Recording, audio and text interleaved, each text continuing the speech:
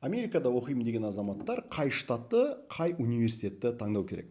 Сәлем достар, менің есімім Бұрхан Адиханов. Адиханов Education компаниясының негізін қалаушы, Эдинбург университетінің түлегі, Америкадағы University of South Dakota, University of South Florida университеттерде ғылыммен айналысып, ғылыми қызметкер болған азаматпын.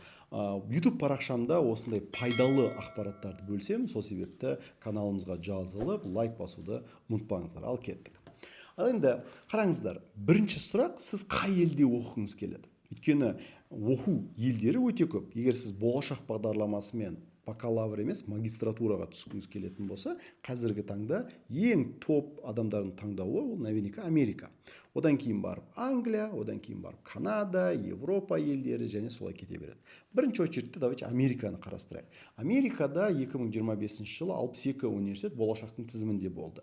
Дәл қазір 2026 жылы жаңа тізім бойынша 98 университет бар. Бұлардың барлығы алуан түрлі штатта орналасқан және олардың әрқайсысы әртүрлі. Қайсысы сізге қолайлы, сіздің семейный статусыңызға қолайлы және басқа да деген секілді. Тіпті Гавайи аралдарындағы университетте болашақтың тізіміне ене білген. Гавайиға барып оқисыз ба, Американың Чикагосына, Нью-Йоркына барып оқисыз ба, оны да сіз таңдай аласыз, түскеннен кейін болашаққа барып құжат тапсыра аласыз. Енді бірінші мәселе, сіз қандай мамандықты оқығыңыз келеді? Содан бастау керек. Өйткені мамандық мәселесі как раз таки университетті анықтау мәселесінің негізгі факторы. Өткен жылғы жаңалықтарға байланысты әр мамандық бойынша топ 100 университетті біз қарастырамыз деген информация шықты. Бұл не деген сөз? Болашақтың тізімінде көп университет болуы мүмкін. Америкада 98 университет болуы мүмкін, бірақ оның ішінде The New School деген университет бар, немесе там дизайн школасы болуы мүмкін, Нью-Йорк фильм академия болуы мүмкін. Бірақ сіз биолог болатын болсаңыз, Нью-Йорк фильм академияның сізге вообще қатысы жоқ. Сол үшін сіз өз салаңыздағы мықты университетті біле алуыңыз керек. Оның жолы қандай? Times Higher Education деген рейтинг бар, QS рейтинг бар, немесе Американың US News рейтингі бар, Англия үшін Guardian рейтинг бар. Осы рейтингте общий рейтинг университеттерді қарасаңыз да болады. Бұл бірінші фактор. Екінші маңыздырақ фактор, именно сіздің оқығыңыз келетін мамандық бойынша, mechanical engineering, например, сол бойынша топовый университеттер қандай? Software engineering, computer science, немесе білім, TESOL, мұғалім болатындарға, education мысалы. Соған байланысты жасаңыз тізімді. Бірінші топовый университеттер қандай? Олар қай жерде орналасқан? Соған қарай мысал құруға болады. Бұл жердегі рейтинг енді андай абсолютный шешім қабылдайтын мәселе емес. Шешімді ең соңында сіз қалайсыз. Бірақ бұл факторлардың біреуі. Жақсы, маңызды факторлардың біреуі. Рейтингті ашып қоясыз. Окей. Мына университет UPenn Education бойынша Филадельфия штатында, Пенсильвания қаласында орналасқан. Колумбия университеті, Нью-Йорк штаты, Нью-Йорк қаласында орналасқан. Стэнфорд университеті, Калифорния штаты, Сан-Франциско, сол Бей Арияда орналасқан былайша айтқан кезде. Гарвард осы жақта да, Бостонда орналасқан деген секілді. Енді екінші фактор. Қарайсыз, мен бойдақпын. Бойдақ болатын болсаңыз, сразу уже еркіндік пайда болады. Мен бойдақпын, получается, любой жерге бара аламын. Почему? Потому что мен и так кампуста өмір сүремін, менің өмірімнің барлығы немен өтеді? Университетпен өтеді. Бұл сізге дополнительный еркіндік береді. Бұл жерде онда көбірек маңыз беретін нәрсе бойдақтарға. Біріншісі университеттің рейтингі, екіншісі орналасқан жері, үшіншісі социальный өмірі. Бойдағы адамның қандай социальный өмірі бар? Жаңағыдай отбасылы бар адам уже садик, мектеп сондай нәрсені ойлайды. Ал бойдағы адам социальный өмірді ойлайды. Дұрыс қой, социальный өмірінің қызық болуы, life-work balance, сол нәрсені ойлайды. Төртінші фактор жұмыс мәселесінің болуы. Өйткені бойдағы адамның уақыты көбірек болады. Сол үшін ол өзін больше занятой қылу үшін более такой глобальный қалаларда, үлкен қалаларда оқуы оған пайдалырақ болады.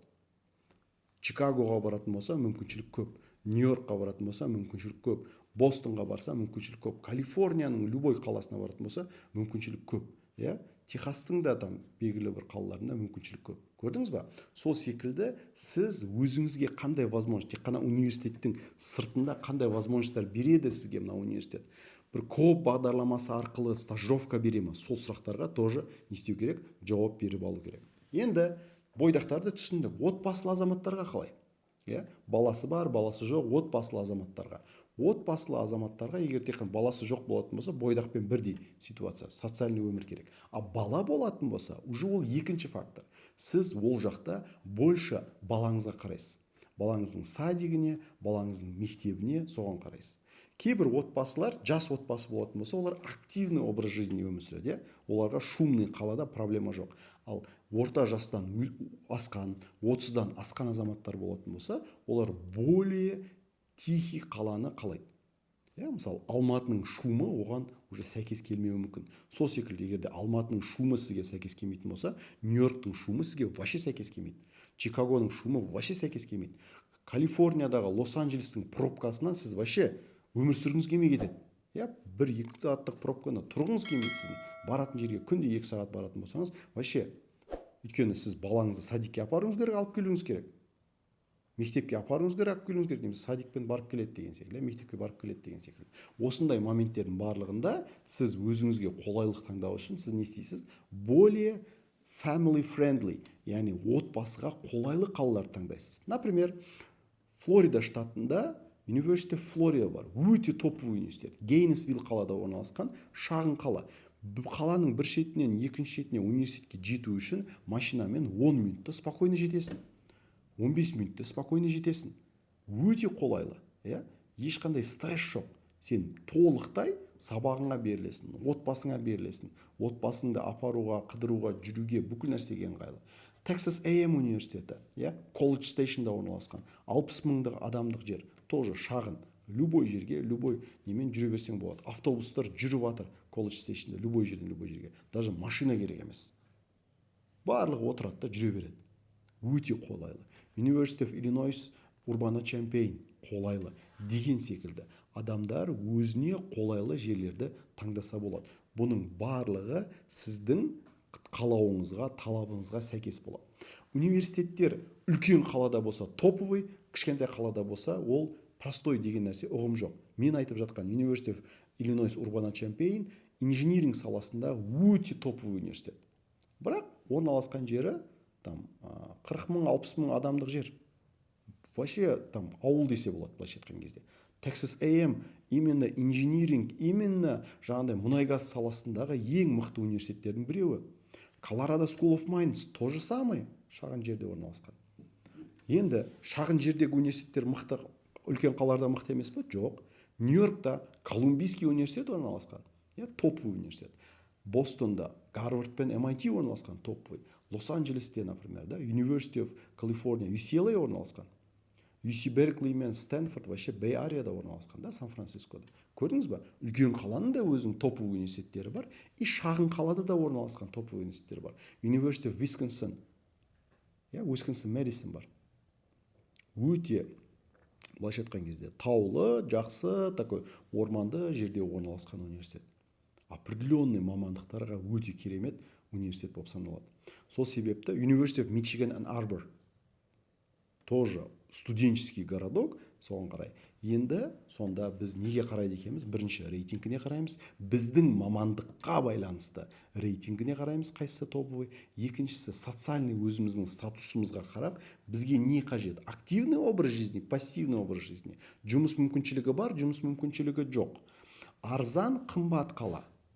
Баламыз бар, баламыз жоқ, сол үшін мектеп, садиктің ситуациясы деген секілді. Family friendly или family friendly емес.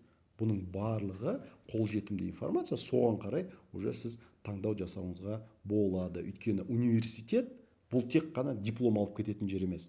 Университет тек қана білім алатын жер емес. Бұл life work balance, бұл кәдімгідей сіздің қабілетіңізге, өміріңізге өте үлкен позитивный пайдасын тигізетін орталық болып саналады. Дәл осы секілді анализді сіз Англия үшін де, Канада үшін де, басқа ел үшін де жасауға болады. Бұл үшін алдын ала бір экспертпен жұмыс істеу керек, сізбен бағыт, бағдар беріп, соның барлығын білетін адамдармен жұмыс істеу керек. Бір университетке түсіріп, мен де сені түсіріп берем деген адаммен жұмыс істеудің қажеті жоқ. Сол салада 5 жыл, 10 жыл бойы жұмыс істеп, сол саланың маманы, мықты кадрдан не болу керек. Бір университетке түскен адам сізді сол университетке түсіріп бере алады. Көрші университетке түсіріп бере алады. Қалған университеттерді білмеуі мүмкін. Сол себепті, егерде сіз өзіңізге қолайлы, карьераңызға қолайлы, мықты жерде оқимын, өмірімді, карьерам дұрыс жоспарлаймын дейтін болсаңыз, осы айтылған жұмыстардың барлығын жан жақты осы университет бойынша, колледж адвайзинг бойынша мықты маманмен сөйлесуіңіз керек, білуіңіз керек, консультация алуыңыз керек, бағыт бағдарыңызды білуіңіз керек. Соған қарай таңдау жасайтын болсаңыз, кейін өкінбейтін боласыз. Сіз қандай университетте оқығыңыз келеді, комментарийге жаза кетіңіздер, және не үшін именно сол қалада, сол штатта оқығыңыз келеді. Каналға жазылып лайк басуды ұмытпаңыздар. Сіздермен болған Бұрхан Адиханов келесі пайдалы ақпараттармен бөлісетін видеода кездескенше сау болыңыздар.